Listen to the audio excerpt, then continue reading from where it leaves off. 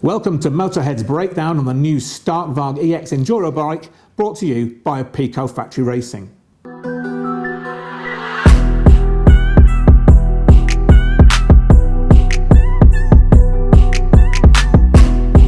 When Stark Future launched its Varg motocross bike almost 3 years ago, the plan was always to follow it up with an enduro bike, and it's finally here, the Stark Varg EX. Stark reckons it's a groundbreaking innovation poised to revolutionise the world of enduro, but of course they would say that. And it's not only because it's an electric bike, but it's also road legal in pretty much every country. Now that's a big deal because lots of enduro bikes aren't strictly legal everywhere, and certainly two-strokes have real issues in eco-mad places like California. And of course, it's only going to get worse. Now, buyers can legally take the Stark Varg EX on the streets in Europe, Australia, New Zealand and parts of the United States.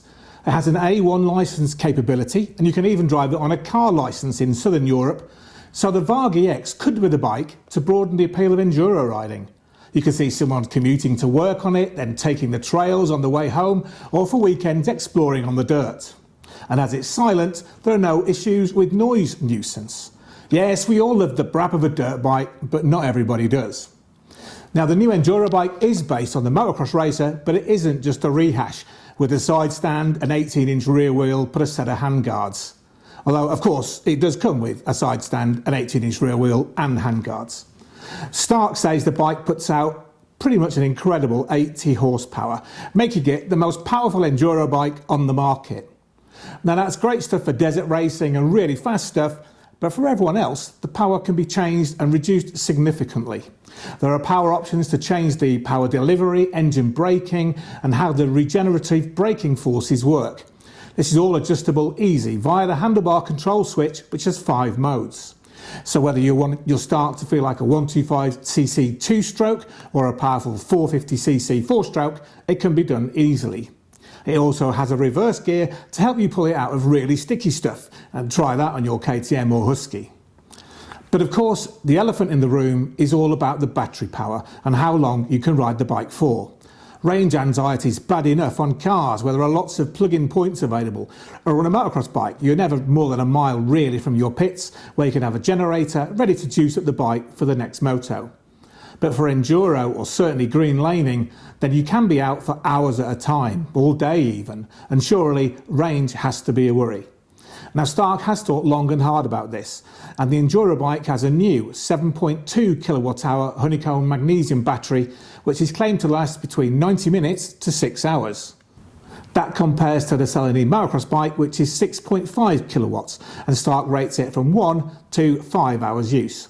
And yes, that bigger battery will fit in the MX version, but it's unlikely Stark will be able to make enough of them in the short to medium term to offer them either as an aftermarket part or even fit them to the motocross bike as an option.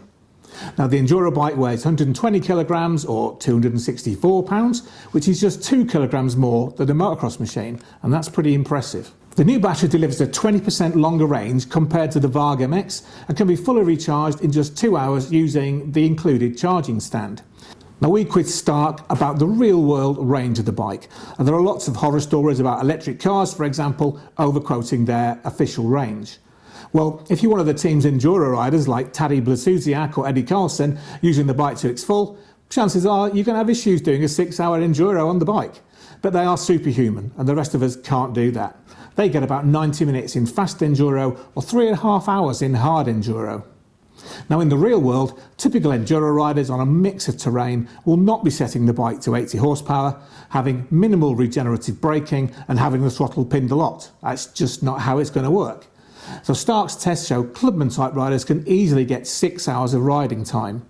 If the going is really fast and power sapping, a typical enduro rider will get almost 3 hours, while a novice closer to 4.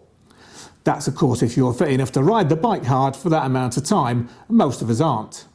Now, if you can get the bike back to base, it can be fully charged in a maximum of 2 hours, but a shorter charge will put loads of juice back in anyway. And of course, you're always aware of how much battery's left, so you can dial down the power and up the regen if you really are coming close to the end of the range. That's possible because the new Varg EX features a new phone/control unit. It's a Stark Arkenstone, which is a cutting-edge, military-grade Android device integrated into the bike. It's bigger than on the motocross bike with a wider screen, which is good because you'll actually be looking at it more on trails than in the heat of a moto. This is also a navigation and control system, and it allows you to use GPS trail recording and turn-by-turn navigation, which has been developed with a leading map provider, say Stark. And of course, you can use the phone to adjust power, engine braking, regeneration settings, and there's a community sharing option to let you upload and follow other riders' trails. Now, as this is an enduro bike, the EX has a redesigned map switch with a waterproof and impact-resistant aluminium housing, and all the cables are routed internally for protection against wear. Now, in another new feature, the bike has something that Stark is very proud of, and that's the front light and tail unit. Now, the headlight unit has flexible indicators made from optical silicone to keep them small and rugged. There's also a 4,000 lumen headlamp, which Stark says is 3 times brighter than any competitors. So there's no more bolting on ugly LED spotlights for a bit of night riding. And at the back, there's a sleek integrated licensed number plate holder that's durable and actually doesn't look ugly. Now that's a change. Now onto the serious stuff. And the Varg EX's chassis is the lightest in the enduro market.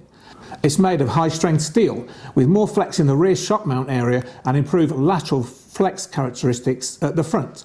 This is for better cornering grip and control, and really a more forgiving plush ride for enduro. Now there's a lightweight carbon fibre subframe that doubles as a cooling funnel for the drivetrain, and of course the battery itself serves as a structural component, which is one of the reasons why the chassis alone is really light. Now the bike has KYB suspension front and rear that's actually tuned for traditional enduro but can be adjusted for extreme riding. The MX bike has 310mm front and rear, while the enduro version has 300 at the front and 305 at the rear. The linkage bracket is also very well tucked in, offering around 60mm more ground clearance than the petrol bikes that are orange and made in Austria. There are also quick adjust chain adjusters that need just one tool instead of juggling 2 spanners out on the trail.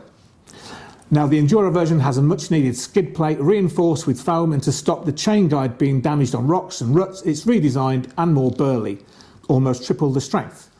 There are CNC machined 6082 T6 aluminium hubs, Italian made high grade steel spokes, and Japanese alloy rims for customizable configurations, including running tyres with tubes, tubeless or mousse options. Now the standard 60 horsepower bike costs £10,900 or $12,900, while the 80 bhp Alpha version is £1,000 more. Now if you do feel the need to spend more, Stark does offer some cool bits like titanium upgrades for foot pegs, titanium bolts and shafts to further reduce weight, as well as personalisable Brembo brakes with a choice of handlebars or foot peg positions, and handlebar fitment is included free for US customers. Riders can choose a traditional rear brake pedal or put it on the bars. Now this isn't road legal in the USA, so American bikes come with a rear foot brake, but Stark throws in a handbrake to fit if you're riding off-road only. Now to keep you fully on side with the greens, the EX reinforces Stark Future's commitment to sustainability. Yes, you won't be constantly needing pistons, clutches and oil changes. Yes, it's noise-free and emissions-free, but of course we'll ignore the emissions from how the electricity was generated to provide the power to juice up the battery, of course. And the plastics are now biodegradable biopolyurethane. So if you scuff your fork guards and a sliver of plastic falls off, it will eventually biodegrade. So nobody will ever know what a pig's ear you made of that section. But the real beauty of this bike is that it can be suitable for beginners or fast pros, all by just dialing it in on the app. Yes, it is more expensive than the motocross version and some petrol enduro bikes, but it does come with a 2-year warranty and you won't be spending as much on maintenance. Now the beauty of the twist and go single speed motor is what really sets this bike apart from petrol bikes. For enduro, you're never in the wrong gear, you never stall it, and after a long day in the saddle, you should be less worn out and therefore capable to keep going faster and safer. So that means more fun on the bikes. So what's not to like about that? The Stark Varg EX is hitting your dealers pretty soon.